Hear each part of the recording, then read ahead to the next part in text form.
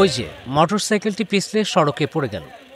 ভারী গাড়িগুলো পার হয়ে গেলেও একের পর এক মোটরসাইকেল আরোহী সেখানে দুর্ঘটনায় পড়ছেন। দেখা গেল আরও কয়েকটি মোটরসাইকেল একইভাবে পিছলে যাচ্ছে।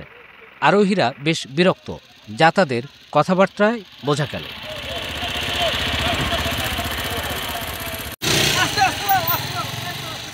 এই যে স্থানটি দেখছেন, এটি হলো ঢাকার ধামরাইয়ের ডেমরান এলাকার সড়ক।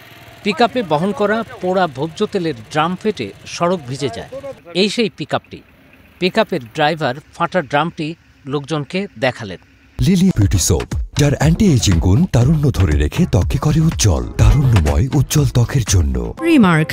অথচ ক্ষতি যা হওয়ার তা হলো বাইক আরোহীদের। দুর্ঘটনায় পড়ল একের পর এক মোটরসাইকেল আরোহী। 17 নভেম্বর রাতের এই কাণ্ডে অন্তত 10 থেকে 15 জন বাইক আরোহী আহত হন। ঘটনাস্থলে কয়েকজন বাইক আরোহীর সঙ্গে কথা হলো। আমরা মোটরসাইকেল আসতেছি, তো একটা পিকআপ ছিল, পিকআপের সম্ভবত আপনার ট্যাঙ্কি ফাইটা গেছে, ওই তেল সারা রাস্তায় পড়ে গেছে। এই যে মোটরসাইকেলগুলো আসতেছে এরকম ভাবে আসছে যে আমরা ওইখানে পড়ে গেছি। মোটরসাইকেল আমরা নিজের একটা পড়ছি, আরো 3টা পড়ছে।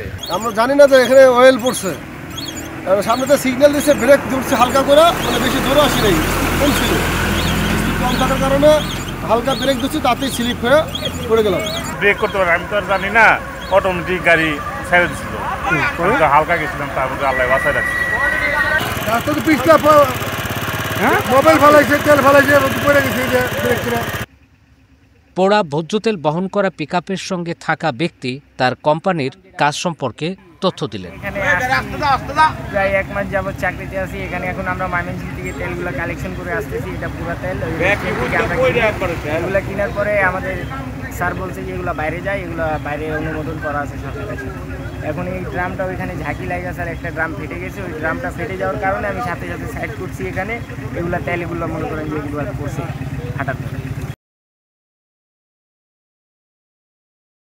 লিলি বিউটি সোপ, যার অ্যান্টি এজিং গুণ তারুণ্য ধরে রেখে ত্বকে করে উজ্জ্বল, তারুণ্যময় উজ্জ্বল ত্বকের জন্য। রিমার্ক।